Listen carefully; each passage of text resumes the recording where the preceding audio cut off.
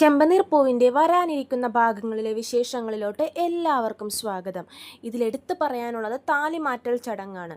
മഹിമ ഈ ചടങ്ങ് നടത്തുന്നത് തന്നെ തൻ്റെ മകളായ വർഷയെയും ശ്രീകാന്തിനെയും സ്വന്തം വീട്ടിൽ സ്ഥിരമായി നിർത്താൻ വേണ്ടിയിട്ടാണ്.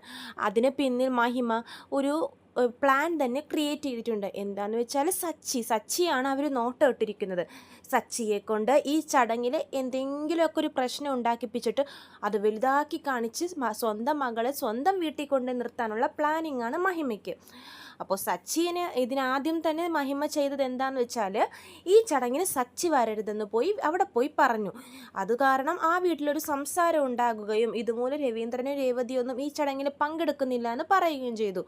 അതുകൊണ്ട് തന്നെ പിന്നെ എല്ലാവരും നിർബന്ധിച്ചിട്ട് സച്ചി ഈ ചടങ്ങിന് വരും എന്ന് തീരുമാനിച്ചിരിക്കുകയാണ്. അതന്നെ മഹിമയ്ക്ക് ഭയങ്കര ഒരു സന്തോഷമായി. കാരണം ഇനി സച്ചി ആ പരിപാടിയിൽ വന്ന് എന്തെങ്കിലും പ്രശ്നം ഉണ്ടാക്കി കഴിഞ്ഞാൽ അവർക്ക് പറയാനൊരു റീസൺ ആയല്ലോ, ഞങ്ങൾ ഇതുകൊണ്ടാണ് സച്ചിയോട് ഈ ചടങ്ങിൽ പങ്കെടുക്കരുതെന്ന് പറഞ്ഞതെന്നും ഇങ്ങനൊരു പ്രശ്നക്കാരനുള്ള വീട്ടിൽ എൻ്റെ മകളെ നിർത്തില്ലെന്നും പറയാമെന്നാണ് മഹിമയുടെ മനസ്സിൽ. അങ്ങനെ താലിമാറ്റൽ ചടങ്ങ് വന്നെത്തുമ്പോൾ തന്നെ മഹിമയുടെ കുടുംബത്തിൽ 2 പേരുണ്ട്, എപ്പോഴും പ്രശ്നം ഉണ്ടാക്കുന്ന സ്ഥിരം പ്രശ്നക്കാരായിട്ടുള്ള 2 പേര്. അവരെ വെച്ച് സച്ചി ഇറിറ്റേറ്റ് ചെയ്യുക എന്നാണ് മഹിമയുടെ പ്ലാന്. അപ്പോൾ സച്ചി വരുമ്പോൾ തന്നെ രേവതിയൊക്കെ നേരത്തെ പറഞ്ഞിട്ടുണ്ടായിരുന്നു, സച്ചി ചേട്ടാ അവിടെ എന്ത് കണ്ടാലും മിണ്ടാൻ നിൽക്കരുത്, അവരെന്തായാലും നമ്മളോട് മോശമായിട്ടായിരിക്കും പെരുമാറുന്നത്, അപ്പോൾ എന്തായാലും അവരെന്ത് തന്നെ കാണിച്ചാലും ഇതും പ്രതീക്ഷിച്ച് പോയാൽ മതി, സച്ചിയേട്ടൻ മിണ്ടരുത്. അതനുസരിച്ചുകൊണ്ട് തന്നെ സച്ചി വായം പൂട്ടിക്കൊണ്ടാണ് താലിമാറ്റൽ ചടങ്ങിന് പോകുന്നത്. ആരോടും ഒന്നും മിണ്ടാതെ ഒരു മൂലക്കിരുന്ന് ചടങ്ങൊക്കെ കാണുകയാണ് സച്ചി.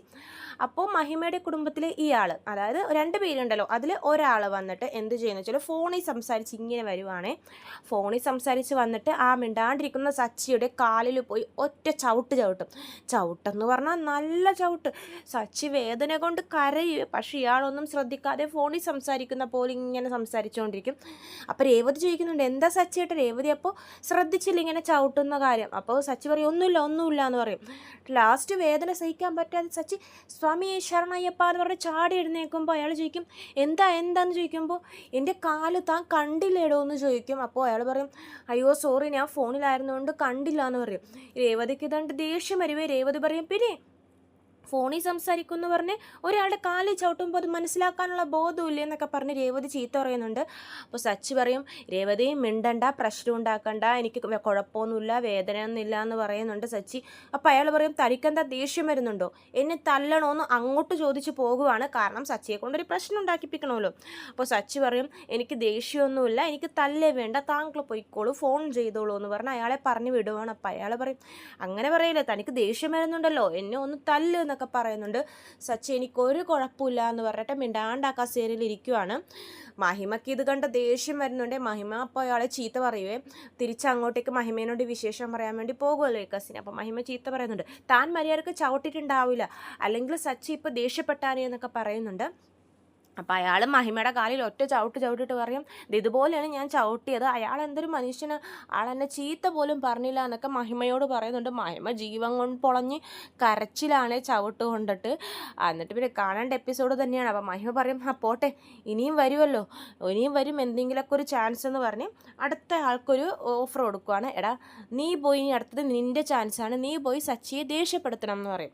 അയാൾ എന്ത് ചെയ്യുമെന്ന് വെച്ചാൽ സച്ചി ഫോൺ ചെയ്തുകൊണ്ടിരിക്കുന്ന ടൈമിൽ പോയി മുതുകത്തിട്ട് പോയി ഒറ്റ അടി അടിച്ചിട്ട് പറയും, എടാ വാസുവേ എന്ന് എന്തോ വിളിക്കും കേട്ടോ, ഒരു ഫ്രണ്ടിൻ്റെ പേര് വിളിക്കും. അപ്പോൾ സച്ചി ഇങ്ങനെ തിരിയുവേ.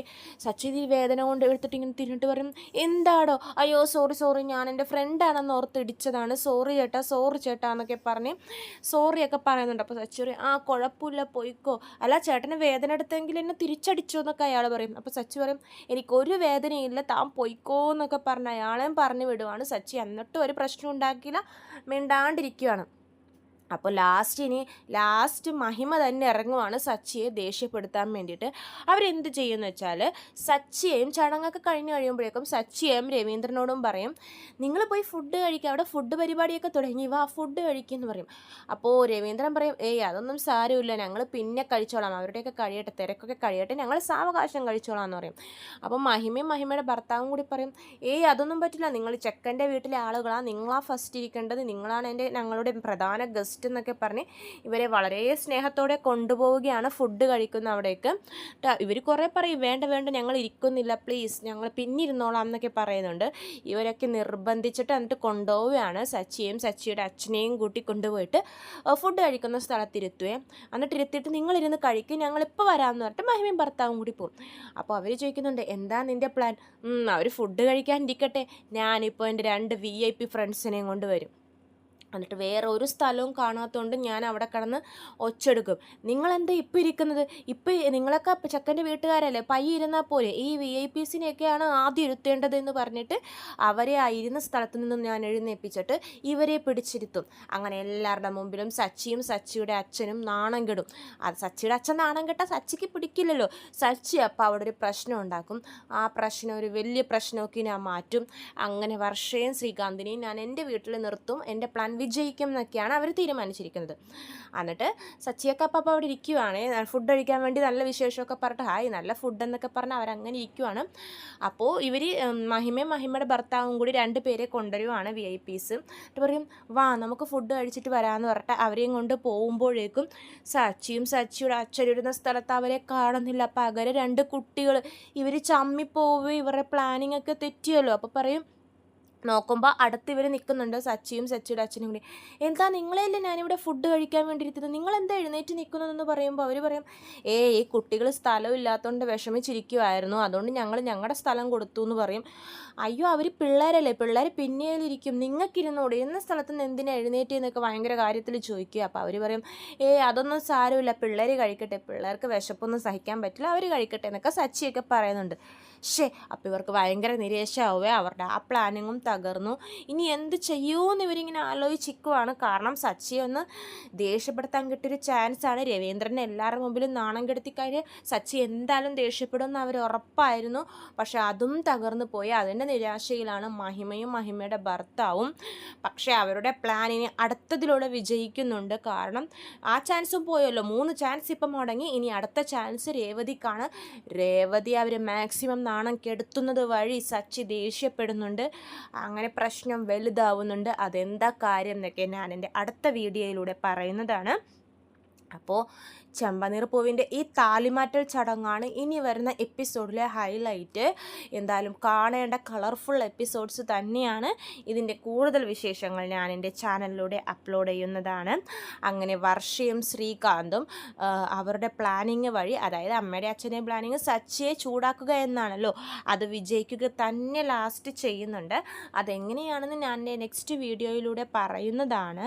സച്ചിക്ക് ഇവരുടെ പെരുമാറ്റത്തിൽ ലാസ്റ്റ് ആവുമ്പോൾ ഡൗട്ട് അടിക്കുന്നുണ്ട്. കാരണം ഇവർ കുറേ നേരമായി ഇല്ലാത്ത സ്നേഹമൊക്കെ കാണുമ്പോൾ സച്ചിക്കൊരു സംശയം ഉണ്ടായിരുന്നു എന്തായാലും. പക്ഷെ സച്ചി അങ്ങനെ ഒന്നും മിണ്ടാതെ അങ്ങനെ ഇരുന്നതാണ്. അപ്പോൾ എന്തായാലും പക്ഷേ ലാസ്റ്റ് സച്ചിയുടെ കൺട്രോൾ പോവും. അത് ഞാൻ എൻ്റെ അടുത്ത വീഡിയോയിൽ പറയുന്നതാണ്. അപ്പോൾ വീഡിയോ ഇഷ്ടമായെങ്കിൽ ലൈക്ക് ചെയ്യണം, സബ്സ്ക്രൈബ് ചെയ്യണം. അപ്പോൾ അടുത്ത വീഡിയോയിലൂടെ കാണാം. എല്ലാവർക്കും നന്ദി.